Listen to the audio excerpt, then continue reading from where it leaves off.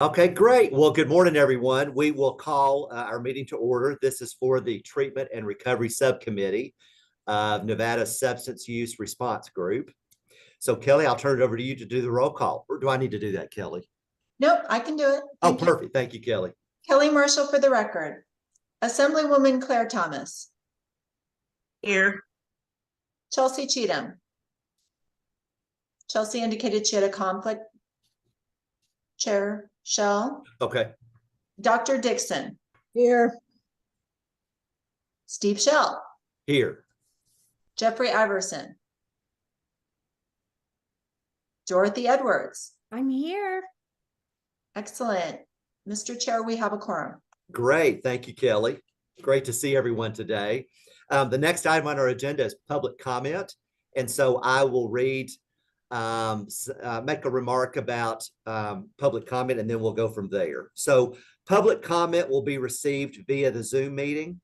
Public comment shall be limited to 3 minutes per person. This is a period devoted to comments by the general public, if any, and discussion of those comments.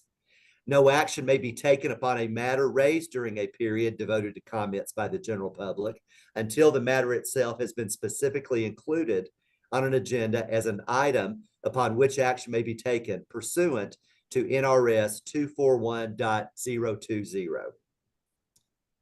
So, Kelly, do we have anyone online today here to make a public comment? So Kelly Marshall for the record. I would just note that if you're dialing in from a telephone in the US, please dial 1-253-205-0468. And then if prompted, enter the webinar ID, which is 894-8937-5298. And so if you are dialed in, you can press *9 so I can prompt you to unmute, or members of the public are welcome to raise their hand or to unmute and call themselves to the chair's attention. So I do not see any hands unmuted, and no one has indicated *9, Mr. Chair. Great, thank you, Kelly. So seeing that we don't have any public comment, we'll move on to item number 3, which is the review and approval of our minutes from our September 19th, 2023 Treatment and Recovery Subcommittee meeting. Hopefully everyone has had a chance to review those minutes. And if so, we can entertain a motion to approve. Well, first, I do have some corrections. Oh, yes, Dr. Dixon. Well, throughout them, MAT has been, there's frequently places where it says MIT. And then on page 3 at a paragraph, kind of midway, beginning with Dr. Dixon referenced AB 156, the 5th line says M180 when I think it should be MAT. So. Thank you, Dr. Dixon. This is Kelly Marshall for the record. There was actually a citation attributed to MIT, and so we were not sure if it was MIT or MAT. Obviously, we've been talking about MAT for 2 years, so we can make all of those corrections. Okay. And very much appreciate you reviewing. Laura had actually requested that we send it to you in advance to review, but we didn't have time before we had to post them. So we appreciate your fine eyes on them now.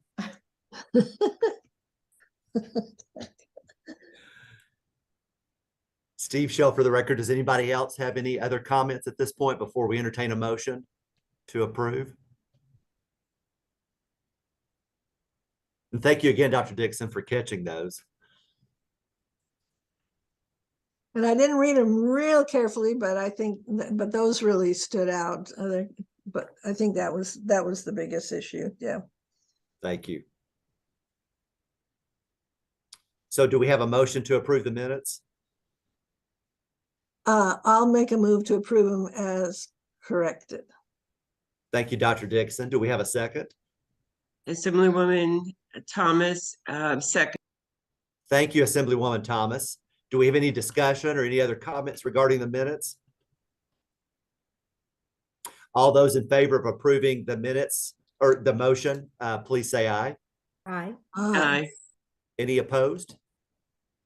Motion carries unanimously. Thank you. So moving on to item number 4, we have a presentation from Kaylin C. Kaylin is the Program and Operations Lead for Washington Heights Corner Project, and she'll be speaking to us about safe consumption sites.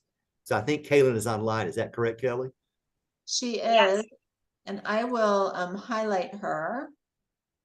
So you can see her. There she is. Welcome, Kelly. We will turn it over to you. It's so great to have you here today. Hi, thank you so much for having me. And I think Kelly, oh yeah, there we go. Kelly's got control of the slides. Is that right? Yes. Okay, great. Hi everyone, my name is Kaylin C. I'm the Senior Director of Programs for On Point NYC, which is the result of the merger between the Washington Heights Corner Project and the New York Harm Reduction Educators in New York City. I have no disclosures, and I'm gonna try to get through some slides as quickly as I can. High level, On Point NYC, as you know, opened the first 2 safe consumption sites in the United States almost 2 years ago, November 30th, 2021. We are currently building the first 2 harm reduction wellness hubs in the United States, one in East Harlem and one in Washington Heights. We also operate 7 vehicles, including a mobile medical unit.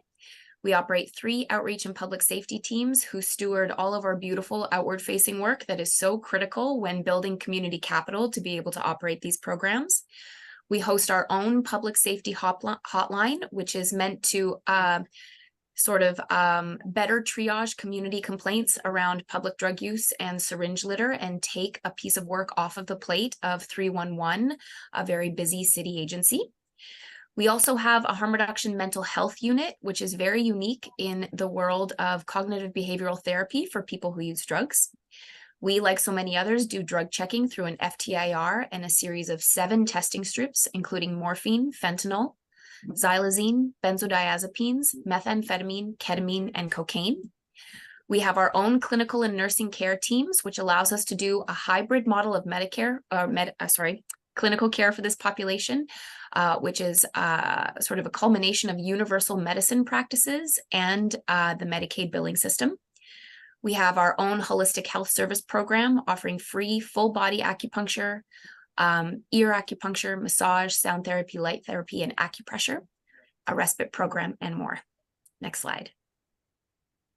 For us, this harm reduction wellness hub is the next frontier of treatment and recovery for people who use drugs. On Point is a big believer that we need to broaden the definition of what treatment and recovery is and broaden the definition of what drug user healthcare is beyond just the focus on the addiction issue itself.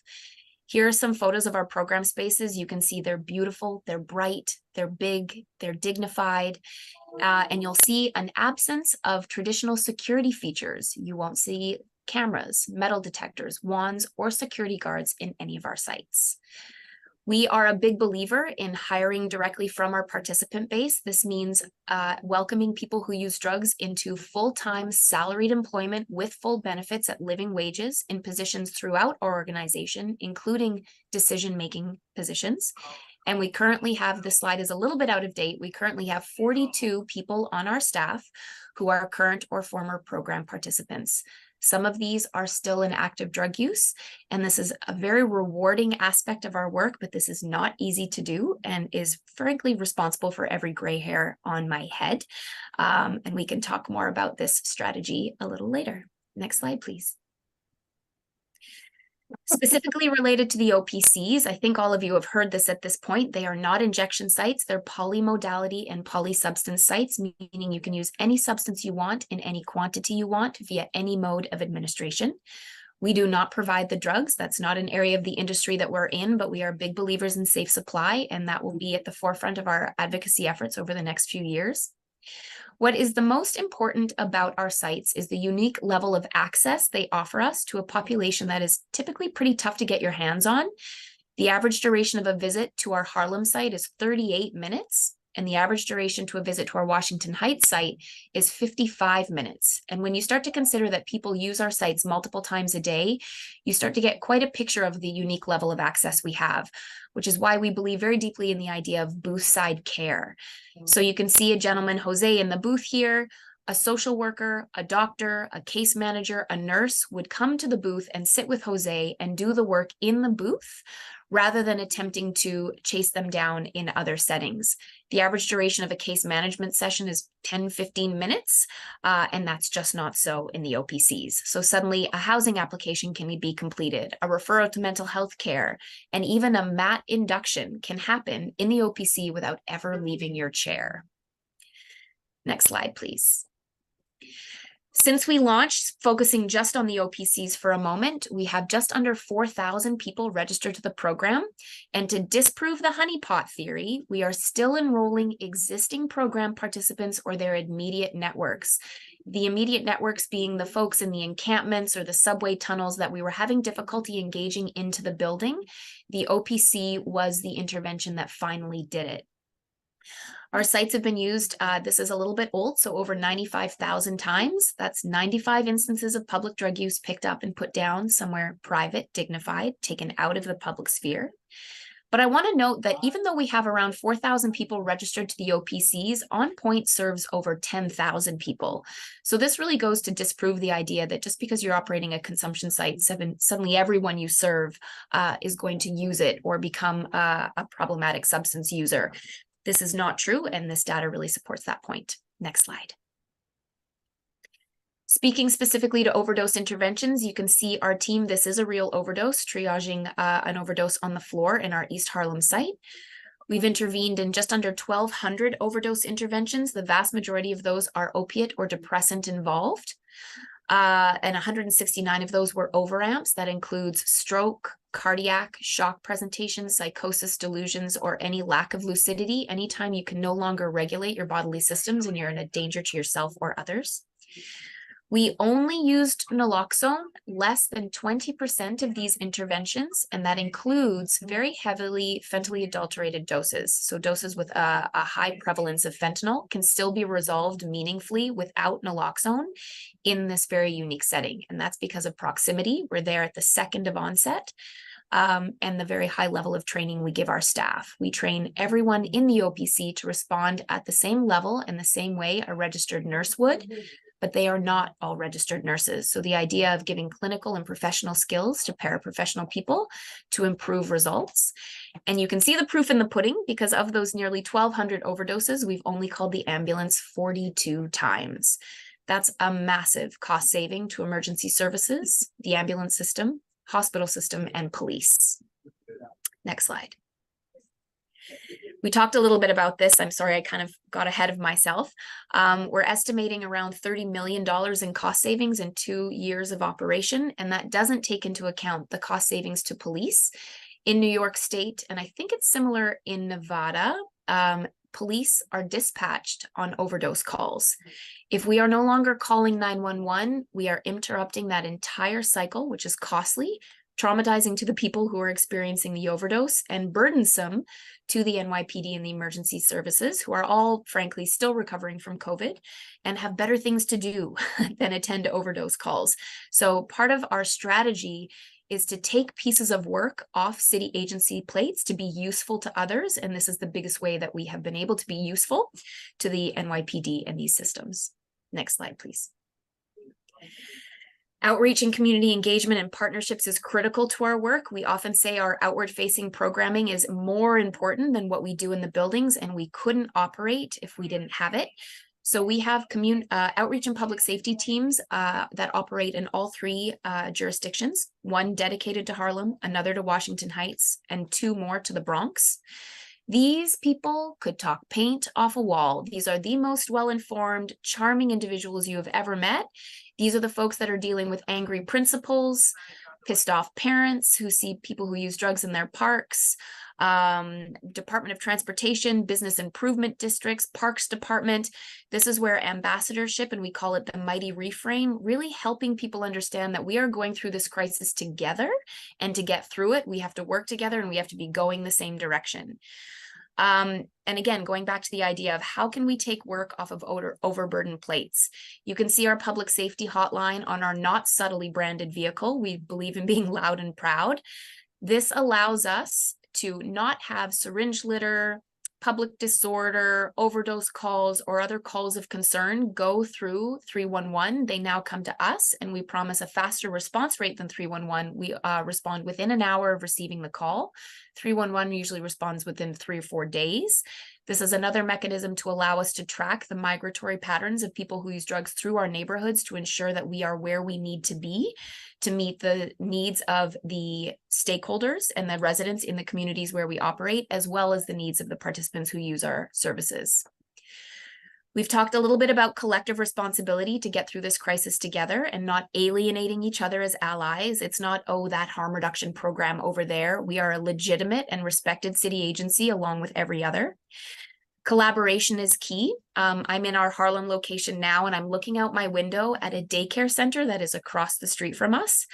And you would never have thought that a very busy consumption program, the first in the United States, could be located across the street from a daycare and have the daycare staff and parents be one of our staunchest defenders in the public realm. Partnership is possible when you get out of this us and them idea that to get through this crisis, drug users have to go away, or that it's a particular group of people's fault. When we see that our neighborhoods are suffering through this crisis, suddenly partnership is possible in a different way. Some of the things we do to partner with the school is our holistic services program, and our clinical programming is open specifically to them at certain hours. We also bring those services over to the school for the families and faculty.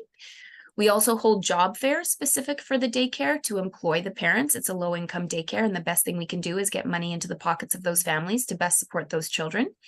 And what they do for us is provide prenatal and parenting classes for our pregnant and parenting people who use drugs. It's a really beautiful partnership. Lastly, it's important that the community and other stakeholders see our teams doing the physical labor of cleanup, and that helps us broker community capital and frankly takes the air out of really challenging interactions when they see our team out there physically working hard in the streets and parks for our community. Next slide, please. Since launch, we have diverted over 2.4 million units of hazardous waste from parks and public spaces in New York City. These sites work to save lives, but they are also a critical part of the public safety tapestry of neighborhoods that are going through this crisis. A well-run consumption site fits well into the tapestry of the neighborhood. It isn't a burden on the neighborhood. And On Point is really sensitive to the changes in the neighborhoods where we operate to make sure that we're adapting our programs to fit the changes in the neighborhoods where we operate. So that could be a change in the drug supply, maybe an increase in the use of K2, the introduction of xylazine, and also the saturation of services in a neighborhood is also something that as a provider, we have to take into account. All of this cumulatively is a way that we are doing our part to offer an alternative form of treatment to a group of people for whom 100% have participated in traditional treatment before. I'm going to say that one more time. Those 4,000 people have been through traditional treatment on mat, off mat, on methadone, off methadone, in residential treatment and out, sometimes dozens of times.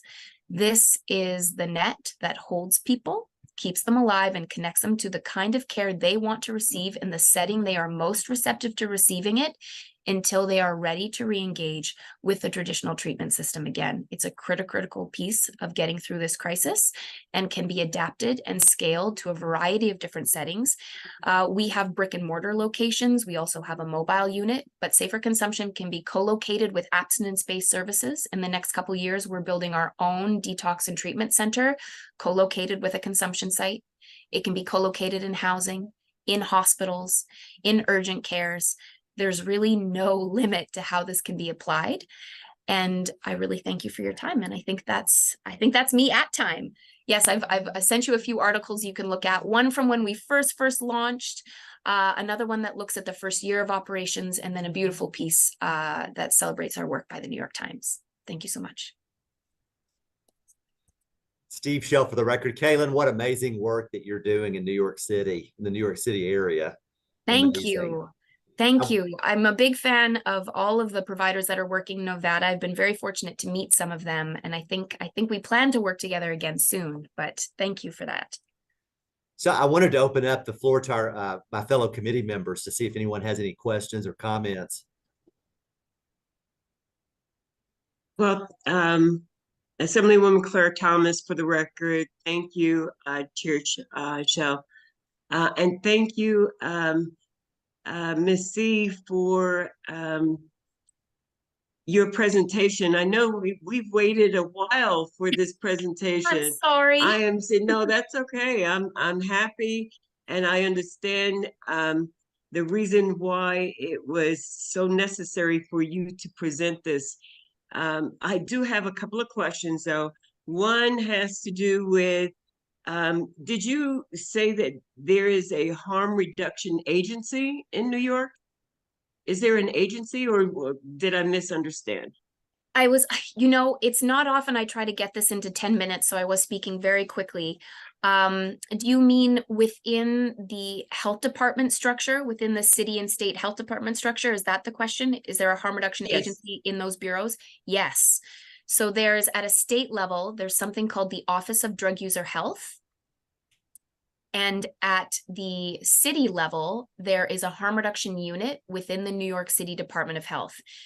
And though we don't have state authorization to operate, we have extremely strong backing from New York City Department of Health and New York City. And I need to applaud the New York City Department of Health because they behaved very unlike a large bureaucracy through this process.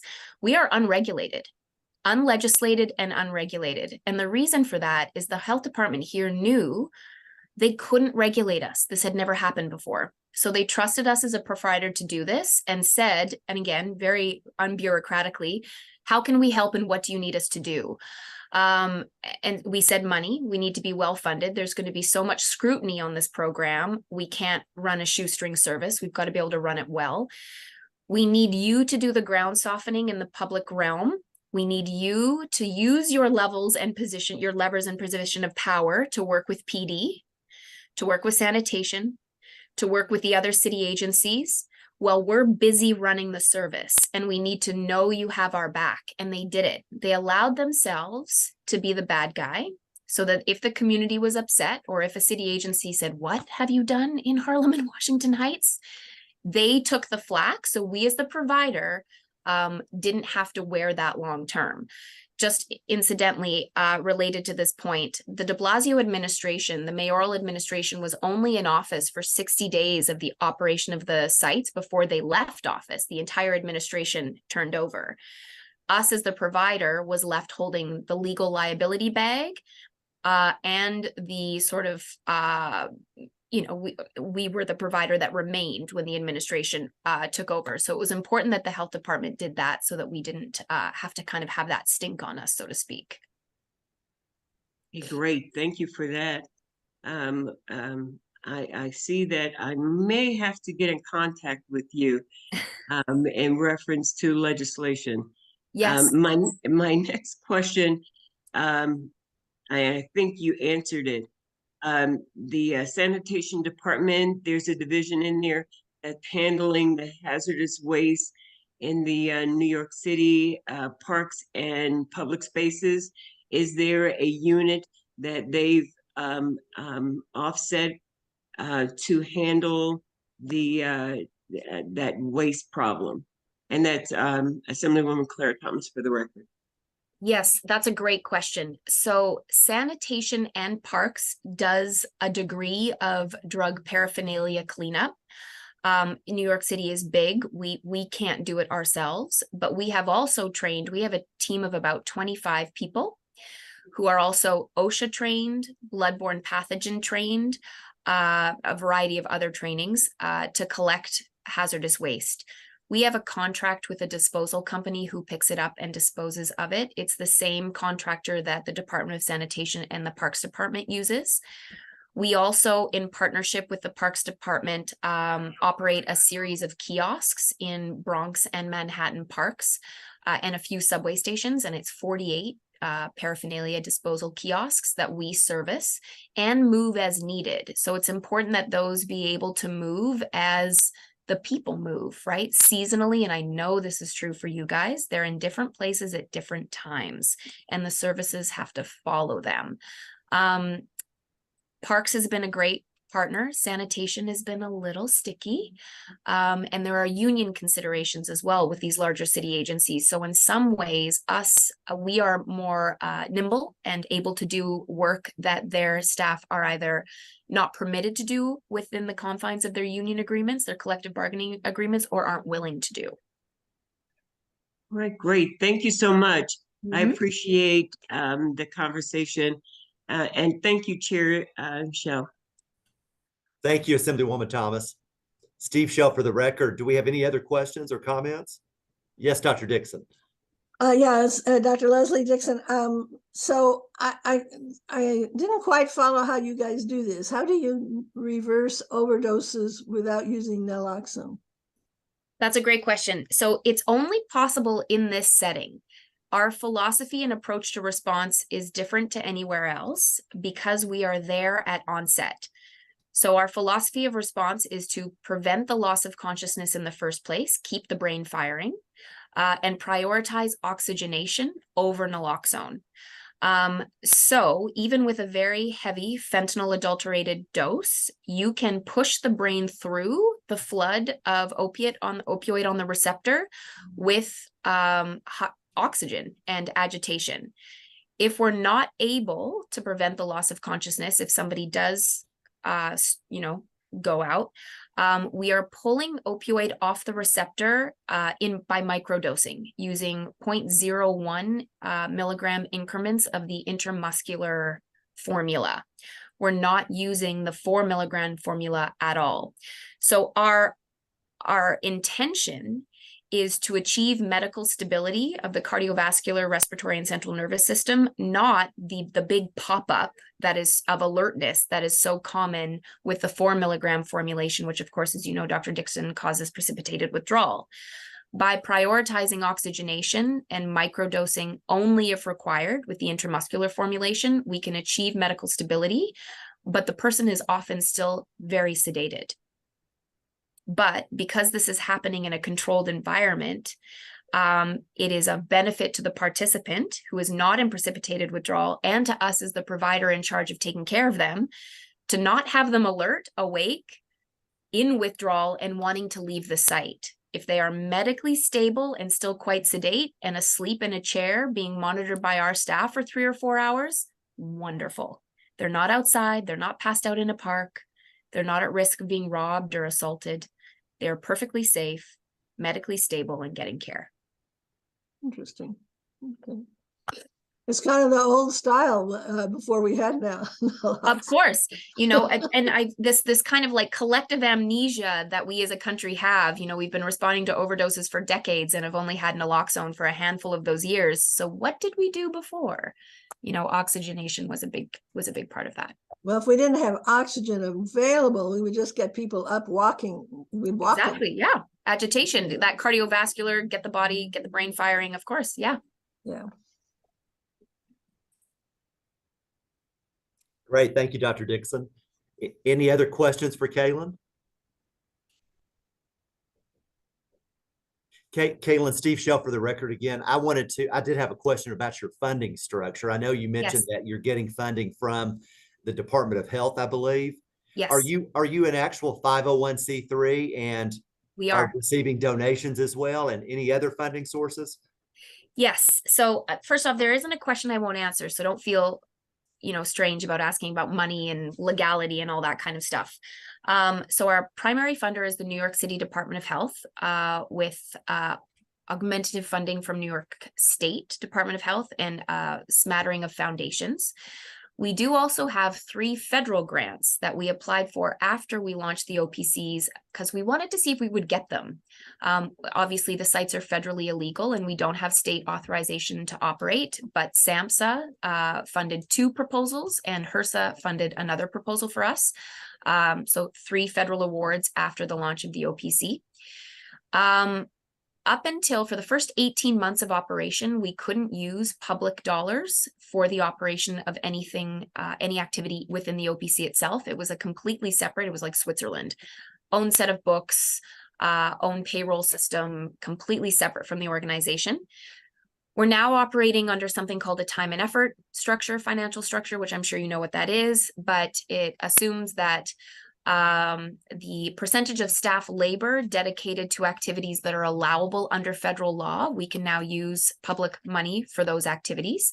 And that's everything in the room except for the observation of consumption. That is the only activity that violates federal law. So we still use discretionary and foundation money to pay for 2 to 5% of staff time in the OPC. The other 98 to 95% of staff time is paid for with public funds, acknowledging that the majority of what they do in there is a long-standing evidence-based public health intervention for people who use drugs under harm reduction services, right? It's staff meetings and wound care and health education, none of which violates federal law. So we do a time and effort audit quarterly to assess how much time is spent observing consumption, and we adjust the percentage that we allocate to that as needed, but it's never been over 5%. And to give you an example, it was at 5% when xylazine entered our drug supply really significantly, and staff were being extra vigilant to make sure that folks were okay. And as soon as we felt like we had a handle on xylazine, staff then retreated and gave participants privacy for the moment of consumption. Does that make sense? Does that answer your question? It does, yes. Thank you, Kayla. Okay, Very great. good to know. Thank you. So Steve Shell, again, for the record, any other questions or comments from our committee members? Kaylin, again, we thank you so much for being here today and taking time. This was very educational. My pleasure. Thank you so much for having us. And anytime you are ready to continue the conversation, please do reach out. We love working with you guys in Nevada. We certainly will. All right. Thanks so much. Have a great day. Thank you, Kaylin. Bye-bye. So Steve Shell, again, for the record. So if my understanding is correct, Kelly, we can today consider and possibly approve a recommendation for 2024 regarding the information that was presented today, or we can hold on this information until such time we're ready to make a recommendation for 2024. So I'll open the floor to our committee members to see if anyone has any comments or would like to make a recommendation.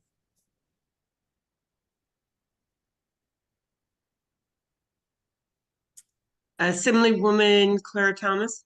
Yes, Assemblywoman Thomas. Thank you, Chair. I was impressed. So I would like to proceed and make a motion for recommend. Do we have a second?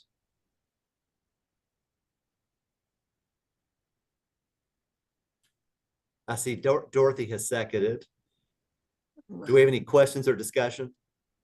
Questions or comments? Also, Kelly, go ahead.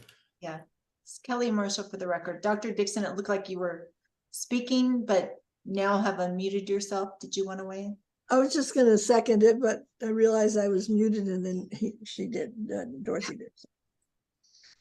So, sorry. Any other questions or comments? Okay. All those in favor of approving the motion, please say aye. Aye. Right. Any opposed?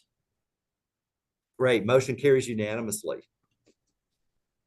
Yeah, this was excellent today. I'm sure you all can agree. And I love the fact that they had the data to support their great effort. So it's very remarkable. Okay, Steve Shell, again, for the record, we'll move on to item number 5 in our agenda, which includes a discussion about the 2023 recommendations from the October SURG meeting. And Kelly, if I remember correctly, I believe all of our recommendations were moved forward in that meeting, which was a good thing. Yes. But there was one particular recommendation that was remanded back to our committee, and that was a recommendation from the Harm Reduction Committee. So I thought that I would read that recommendation, then open it up to discussion with our committee members. Yes, so Chair Shell, I just wanted to note that there were 2 recommendations that included a treatment and recovery recommendation. And so on the first slide, and Dr. Kearns is in attendance today, but Dr. Kearns at the SURG meeting suggested that there is a treatment and recovery recommendation that could be combined with response recommendation 1 to support reentry And she suggested that Response could workshop this with support from somebody from treatment and recovery.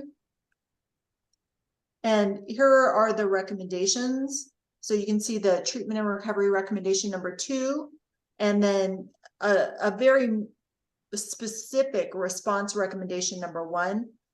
So they did not ask us to workshop this recommendation. They just asked, did we want to provide input? And so the subcommittee could provide input today on the record that we could then forward to Response, or we could identify a treatment and recovery member who wanted to attend the Response subcommittee and bring forward any discussion.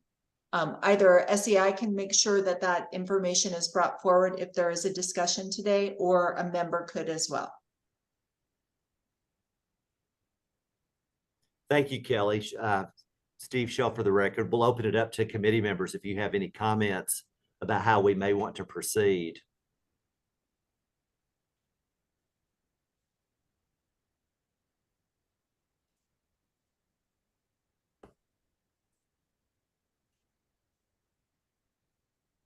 Okay, hearing none. Steve Shell again for the record. I don't have any recommendations at this point either, Kelly, on where we might want to take this. Would it be in our best interest to have one of us attend their next meeting?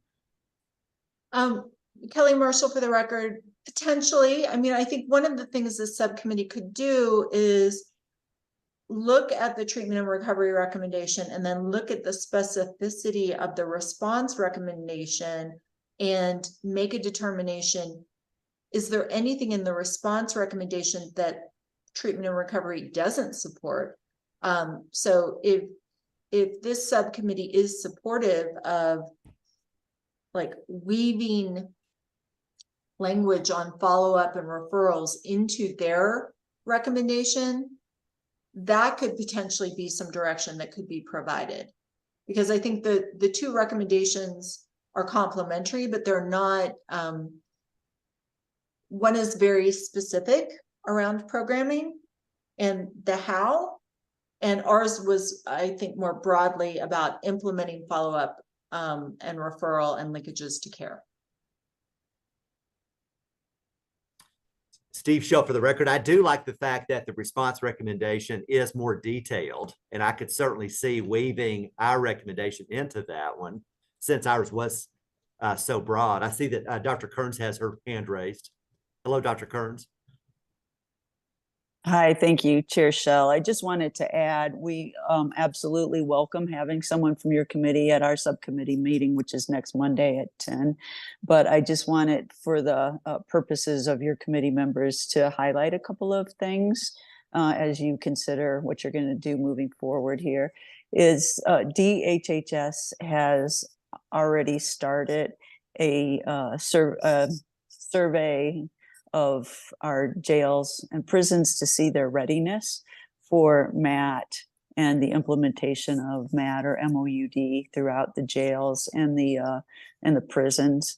So that is ongoing. And as part of that, and I can't remember the exact department out of DHHS, I can find out, but it's looking at recovery-friendly workplaces, is also working with a couple of counties, and Esmeralda County, for example, wants to implement a pilot MAT program, which they are in the process of doing. And then there's 2 other counties who are interested in doing that as a follow-up to what Esmeralda County is doing. So there is some movement already going on in this space. As you know as well, we do have the MOST and FAST teams in some of our counties, but not in all of our counties. But some of the other counties are looking at implementing those, most being the kind of pre-arrest that goes out when people, before they get involved in the criminal justice system, and the FAST teams being the teams that go into the jails to assist those with substance use and mental health disorders. So I just wanted to add that to before you guys make a decision on what you're going to do. Great. Thank you, Dr. Kearns. Steve Shell for the record. Any comments from our committee members based on what Dr. Kearns just shared? Yes, Dr. Dixon. Well, not so much that, would she maybe explain the 1115 waiver exactly? I'm not sure I know what that is meant to do. Hi, Terry Kearns for the record again. The Medicaid reentry section 1115 waiver is basically a waiver that DHHS has already started working on, but have not submitted the full waiver.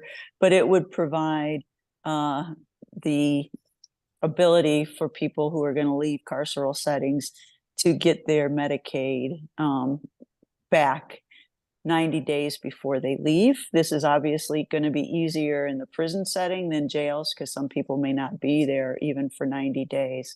But it would give that ability because, as you know, a big gap is people who have maybe started MAT or MOUD in a carceral setting and then leave, but don't have their Medicaid reinstated. So there's that gap in getting treatment and those other wraparound services once they leave. So this would allow for a more seamless, once they leave a carceral setting, of those healthcare, both behavioral health counseling and their MAT to continue without a break. Good. Okay, thanks. Thank you, Dr. Kearns. I see Assemblywoman Thomas has her hand raised. Yes, thank you. And Assemblywoman Claire Thomas for the record. Dr. Kearns, just a quick question. This is a 90-day, this 1115 waiver is a 90-day process that you said that they're working on. And is it current right now? I know they're working on it, but when they do leave that setting, are they still at risk of repeat because they don't have that 90-day assessment in there? Yeah, that, as you know, is a huge gap, and often people who are leaving carceral settings may overdose and because they go back to what they were using prior to. So DHHS is working on this application. The unfortunate part is it's probably going to be a long, involved process. So we may not see it for years actually be implemented. But in some of the national forums that I've attended, they have said that having legislation does help with getting this waiver through Medicaid. So it's something, like I said, they've done a lot of work on it already, but there's still a lot more work. They have to apply and be approved to get this. So Thank you. So I want to follow up again, then Dr. Dixon. If they were to get the 90 days Medicaid before they are due to leave, would then Medicaid have to pay for any medical care they're needing while they're still incarcerated? I don't believe it would pay while they're incarcerated. It would still be, that becomes that issue, but it would allow them to reinstate their Medicaid so that it would take effect right as soon as they leave, is my understanding. So, because in the past, people couldn't reapply to get their Medicaid reinstated until after they left. So it would just kind of up that process into the 90 days prior to discharge or leaving. Yeah, good. I mean, I'm not opposed to Medicaid having to pay for some medical care, but they're not going to want to do it. So if they don't have to. Assemblywoman Thomas, for the record, there's so many bills going through my head right now, but I guess I would have to ask, I believe there was something, and it might have been vetoed or it might have not gotten out of committee, but I believe that there was a request for this 90-day because of we're finding out that a lot of people that are in the system, once they get out, because they don't have their medicines, they are back into the system within 60 days.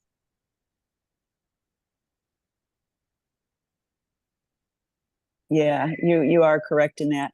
And there are people in the jails and prisons that are supposed to be looking at Medicaid, but again, currently it can't be applied for those benefits until after they leave the setting. So this would just increase their ability to get them and have them with that kind of seamless handover. And this also, I would say that from my understanding, a lot of people who already were receiving MAT prior to incarceration have an easier way of getting back in, but looking at trying to start or initiate MAT or MOUD once somebody's in a carceral setting too. Sometimes there are larger gaps in getting those benefits once they leave.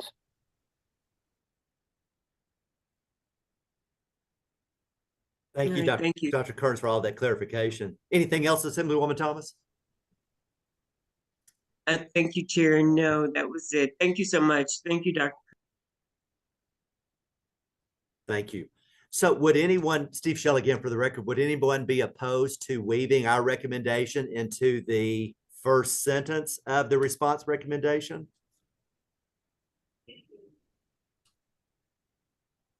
Is that a path that we'd like to go down, or as Kelly suggested earlier, we could certainly volunteer one of us to attend the response subcommittee meeting to gain more information if we need to.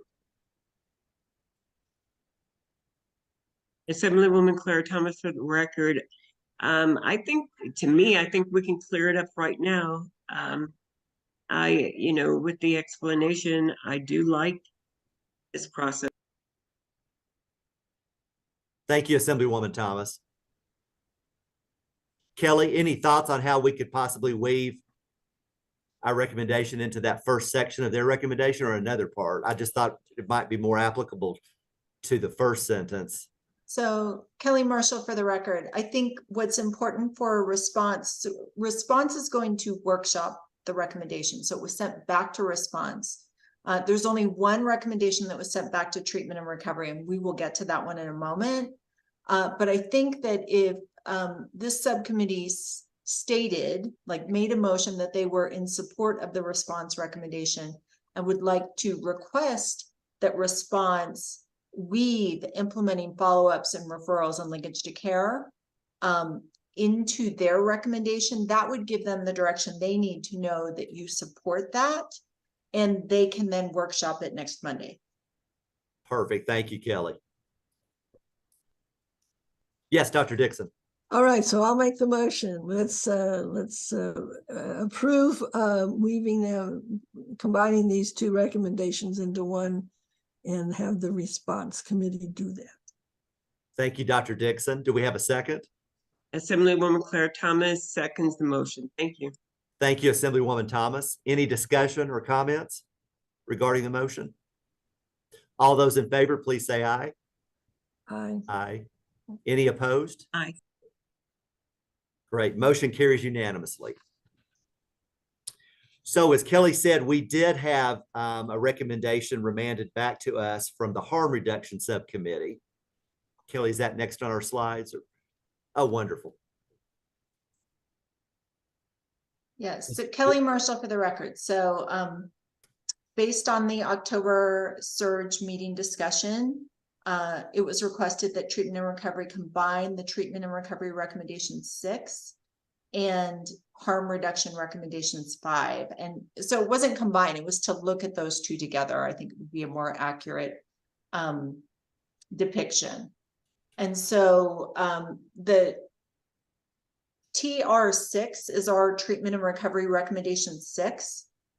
What I would note is that in the 2023 report from last January, which came out of the 2022 recommendations, this subcommittee, the treatment and recovery subcommittee, had a combined peer recovery support specialist and community health workers recommendation. we then determined that you wanted to split those apart and you focused on presentations specifically on peer recovery support services. And that is what led to your recommendation for TR6. HR 5 focuses specifically on supporting community health workers and prioritizing funding for community health workers to expand harm reduction throughout the state and provide community-based harm reduction services. So I think it's just important for the subcommittee to know historically that you did have them combined and it was around funding, but the presentations that you had this year were really around not just ensuring adequate funding, but targeting special populations, increasing reimbursement rates, and then specifically offering standalone service provision opportunities for PRSSs, implementing the train the trainer model, and then enacting policy changes to address some of the limitations to the use of peers. So I think all of that has to be considered then in terms of whether you want to bring in community health workers, like if it fits to bring that in to your peer support recommendation number 6, because your presentations were not specifically on community health workers, they were on PRSS. And I would just note that our former chair, Lisa Lee, has joined our meeting as a member of the public, so we're very happy to see her. And use her subject matter expertise as needed, because this was certainly a recommendation that she advocated for. Thank you, Kelly. Steve Shell, for the record, I'm glad that former chair Lee has joined us because she may be able to give us some additional information that all of us may not think about today. But before we open it up for comments to our committee members, I wanted to share that as I was thinking over the weekend about how we could possibly combine these two, I kept coming back to the whole reason why we decided to split them. And so I'm very anxious to hear how our committee members feel about possibly combining the two.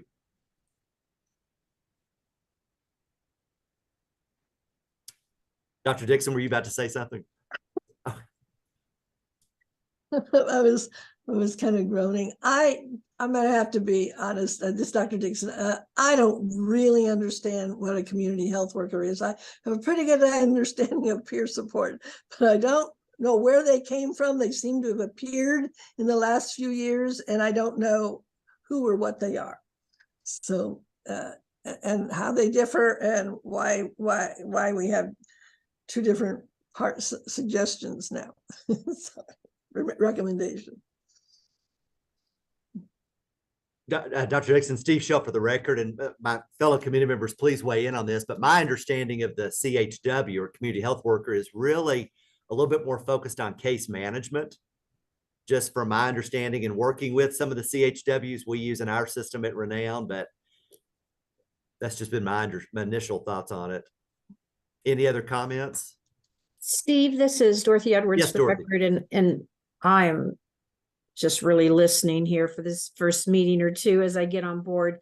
I don't know what our timing is, but if we have the time, so the Washoe Regional Behavioral Health Policy Board was considering a bill, last legislation around community health workers. I think it actually went through without our using our BDR, but my point was that we did have a presentation that was pretty thorough about what they were, what they do. And I understand the doctor's questions because at first blush, they kind of blurred a little bit, the lines, but so I don't know if we even have the time or if it's worth having someone come in and sort of do a presentation or if we even do that in this committee, but I just thought I would throw that out because I think that's definitely a valid question. And since that particular piece of legislation passed, we're seeing more discussion with this group in a lot of the meetings that I'm in. So just thought I'd throw that out. Thank you, Dorothy. I see that we have Dr. Kearns who has raised her hand.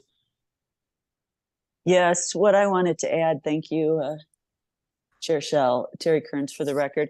It's my understanding that the community health worker position really came out of the chronic disease model. So not necessarily focused specifically on substance use, but as we know, substance use does fall within that chronic disease model. So have taken on that role. And it's really to have people in the community assisting those in the community. And it is more of a case management, as you referred to. But a CHW could also have experience with peer support, but not necessarily. So it's more looking at case management from the chronic disease model. Thank you for that clarification, Dr. Kearns. Steve Shell, for the record, going back to Dorothy. Dorothy, who is it that actually presented on the community health worker? I'm forgetting. I knew you'd ask that. I think it was Trey, but I'm going to have to go back to our notes. As I was talking, I thought, oh, damn, I don't have the name on it. But I will be happy to go back and find that if you would like me to. And this is Terry Kearns again. I would add that Eric Schoen, who is a SURG committee member, has extensive background with the community health worker. He as well could provide more depth to the conversation. So Steve Shell, for the record, so going back to what Kelly had suggested earlier about the other recommendation we just considered, we could have the option of inviting Mr. Schoen to our next subcommittee meeting. Is that right, Kelly? Just to share more information with us about the community health worker? We certainly could. So what I would, Kelly Marshall for the record. So I think Trey was noted, and Trey in the chat, which we try not to use the chat, but thank you for making that distinction, Trey, said that the main distinction between community health workers and PRSSs is cultural competence versus lived experience. And I think with the PRSSs, we were really focusing in on lived experience. And then we also have the Nevada Certification Board for Community Health Workers link that Lisa Lee provided. And I see that Lisa's hand is up. Yes, hello, Lisa. Hi, everybody. Thank you for letting me comment. I actually wrote a ton on community health workers in my ethnographic research about 10 years ago now. And really, like, there is an element of lived experience that you're coming from the community, that you are providing public health, education, advocacy, and linkage to care in. So like in Latin America, they use promotores or promotoras de salud as a way to embed people from the communities that they're serving to provide that health education and access to care. And so community health workers have been used for a really long time in a variety of health settings to really deliver that community-based care. I would argue that it's not case management in that it eliminates that power differential because they are folks from the communities that they serve. And so there's not that element of like, I've got this education and I'm telling you what to do. There's an element of, I'm from the community. And so there is lived experience, but not necessarily in recovery. So I just wanted to throw that out there. So again, we're talking about paraprofessional folks who are working within this space, similar to peer recovery support specialists. There's often dual certification in our state. There's a push to sort of have this dual certification. And that's also supported through some recently published papers showing the efficacy of that. Like peers being able to step into the scope of a community health worker and provide health education on HIV, hepatitis C, chronic disease management, et cetera.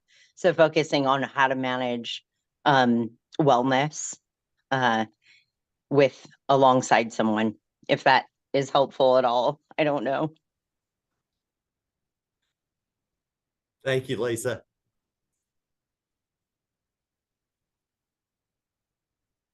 what are the thoughts of our other members of the group on where we should go with this?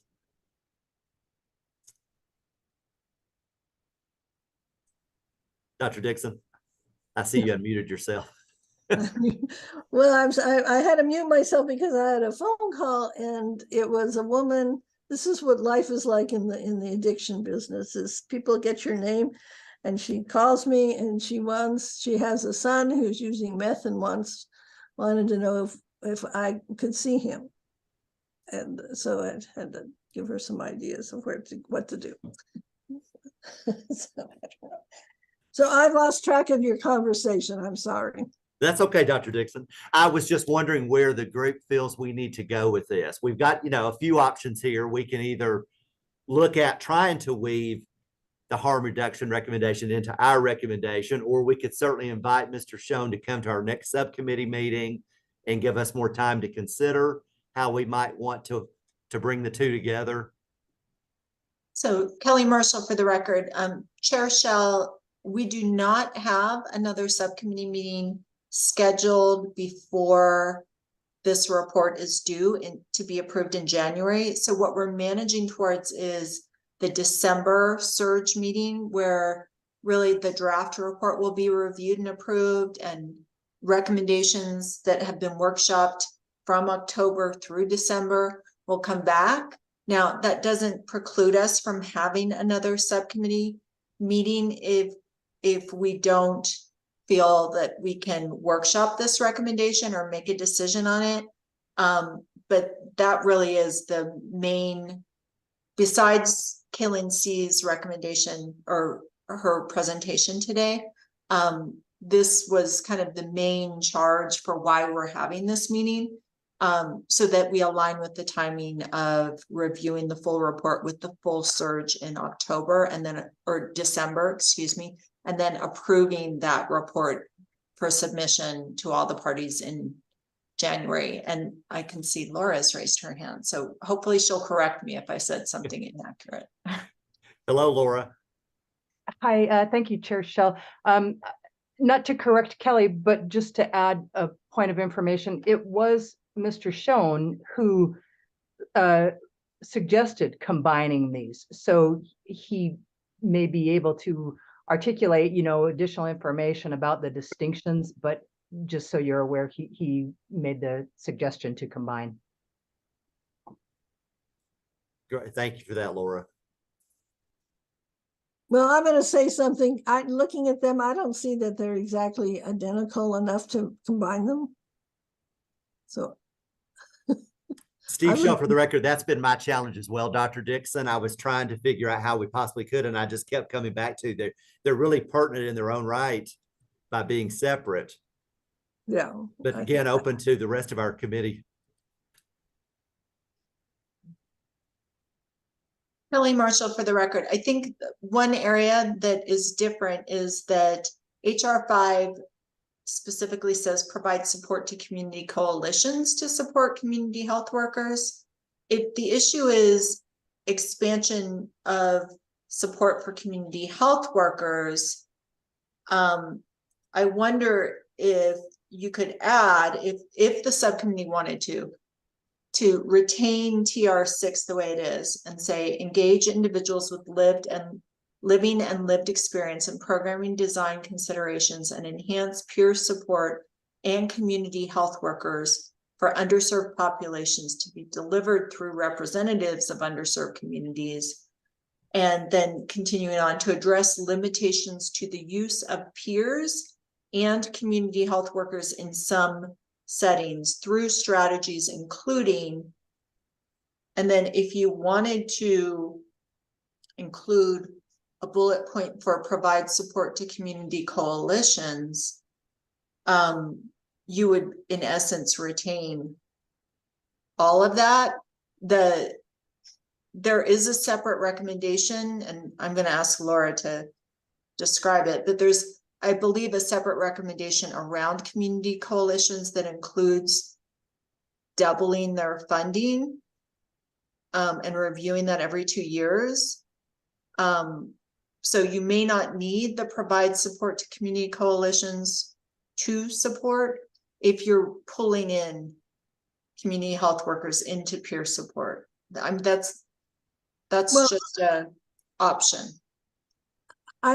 This is Dr. Dixon. I think, I guess I'm still not thinking we want to do that, because peer support by definition is living and lived experience. I don't believe that's that has any, I mean, it could be with a community health worker, but that's not the underlying expectation of a community health worker, is my understanding.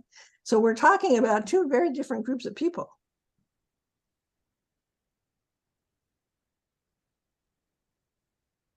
Dr. Dixon, Steve Shaw, for the record, that had been my concern as well. Dorothy and Assemblywoman Thomas, do you have any thoughts to share? Not to put you on the spot. Assemblywoman Claire Thomas, for the record, you know, I'm a layman in this group here, so I rely on the experts to tell me, you know, their recommendation. And I'm hearing that it sounds like it's conflict with one group versus the other group. And, you know, I have a tendency to rely on the experts to say that if you're not comfortable with it, then so be it. Dorothy Edwards, for the record, I am concur with Dr. Dixon specifically. Thank you, Dorothy and Assemblywoman Thomas. So it sounds like our group is thinking that we need to keep the two recommendations separate and not combined. I see everyone nodding their head. So if that's the case, I think it sounds like, Kelly, we would need a motion then on this to not combine the two recommendations, so that we can then make the Harm Reduction Committee aware. Is that correct? I'm going to ask Kelly Marshall, for the record, I'm going to ask our DAG, Rosalie Bordelove, if she could weigh in on this. So my understanding is that this group previously adopted recommended treatment and recovery recommendation 6, as currently shown on the slide, to be forwarded to the SURG. That happened. That was the last motion you made about it. The full SURG then made a decision to send HR 5 back to this subcommittee for consideration of workshopping those two together. So Rosalie, do we need we have an allowance to have a motion here. I just want to be clear what it is. Yeah, you could, it's up to the board how they want. Yes, the SURG looked at these and felt that they went together better. And I think this was the only committee that really could put those together, because the other one that had made the other recommendation, am I correct, isn't still have the members to meet and do this. So the hope by the larger SURG was that these could be combined so that they could include them as one recommendation, because they're trying to limit the total number of recommendations, because they can only put this together in one report each year. It's not to say that you guys can't turn around and say we can't combine them, but I think that was their hope, was that you guys could find a way to combine them. You know, whatever it is that you choose to do is what the motion can be.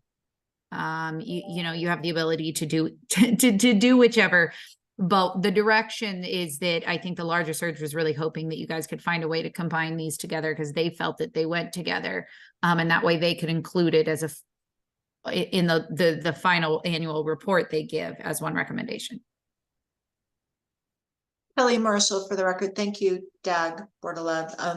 I do think, having been in that meeting, that it was a suggestion of one or more members to consider it. I don't have a sense of whether the entire subcommittee would have a problem if this subcommittee determines that they can't or shouldn't. But it sounds like regardless, we should have a motion. Okay. And Laura's coming to save the day. Yes, Laura, hello. Yeah, go ahead.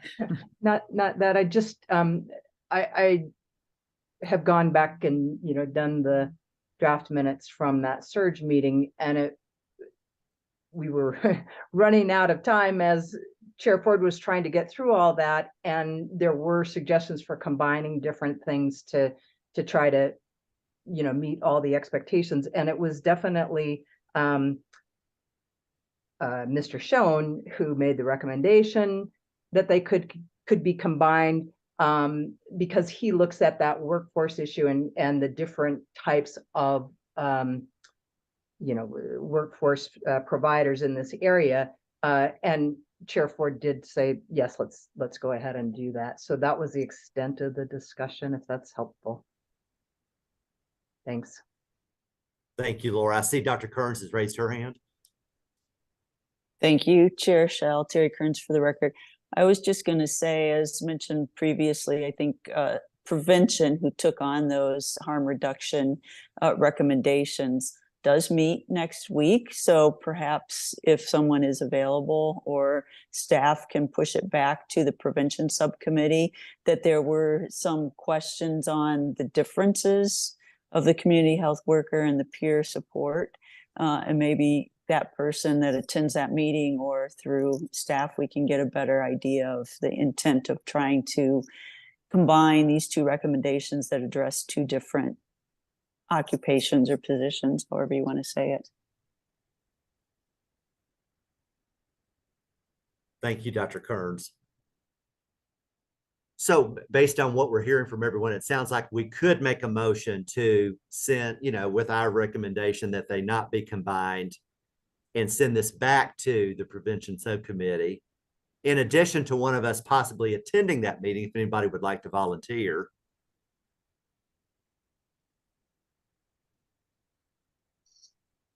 That would not have to be not necessarily included in the motion. But maybe we take it 2 steps, Kelly. Maybe we first see if there's a motion that anyone would like to make regarding our discussion today. Assemblywoman Claire Thomas for the record. I make a motion that we send this back to prevention with the recommendations that we discussed. Great. Thank you, Assemblywoman Thomas. Do we have a second? I'll second it. Thank you, Dr. Dixon. Any other discussion regarding the motion? All those in favor, please say aye. Aye. Aye. Aye. Any opposed? Okay, motion carries unanimously. So regarding the next meeting for the prevention subcommittee, is there anyone from our subcommittee that would like to attend? I know I'm out of town next week at a conference. I'm not sure if anybody else would like to volunteer. Assemblywoman Claire Thomas for the record. Chair, I am also out of town. So that alleviates me. Okay, thank you, Assemblywoman Thomas. And Dorothy is actually with me next week, but Dorothy. Dr. Dixon, that leaves you in case you'd like to volunteer to attend that subcommittee meeting. If not, we certainly understand. No, I think I'm going to decline. Thank you. Okay.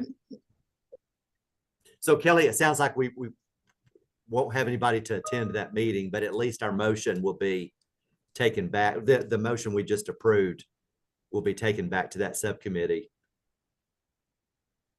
So Kelly Marshall for the record, I can communicate with my counterpart who supports the prevention subcommittee and share the discussion, and then I believe they have an agenda item that could potentially include this.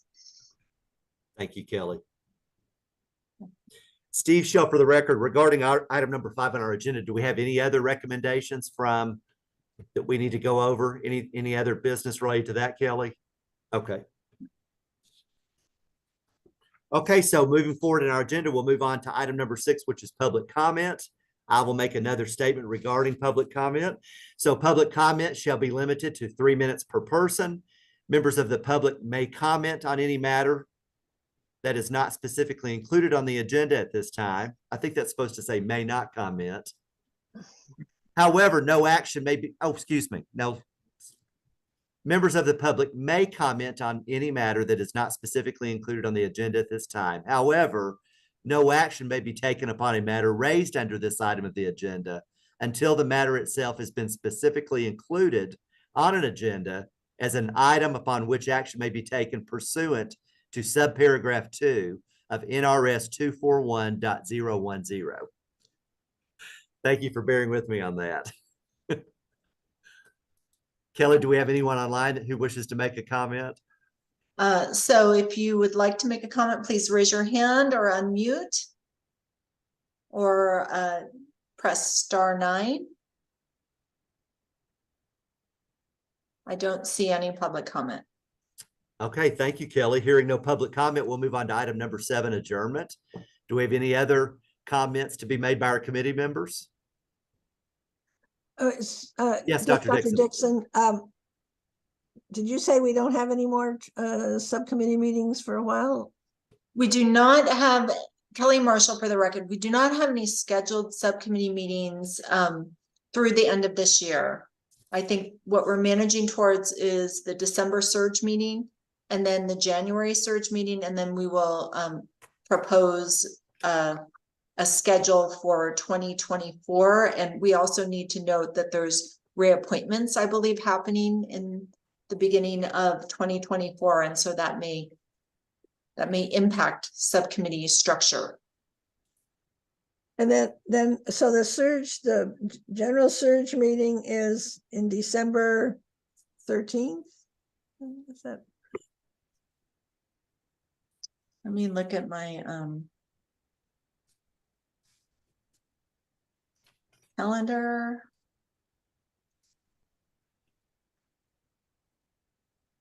So yes, the statewide SURG meeting is December 13th at 2:00.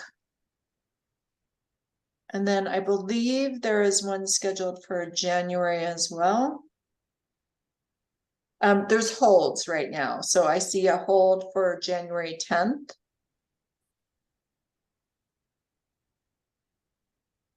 But it may be that that's not yet formalized.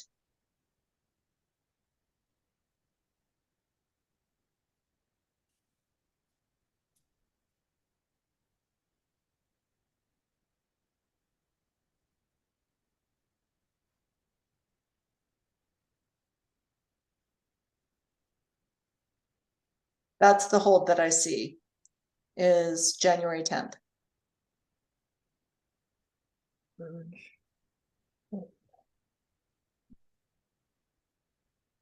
Okay, thank you.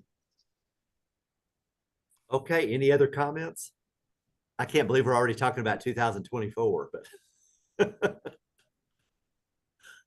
well, it was great to see everyone today. So we will go ahead and adjourn this meeting and look forward to seeing everyone in the very near future. Have a great day. Thank Have you. a great day. Bye now. Thank you. Bye-bye. Bye.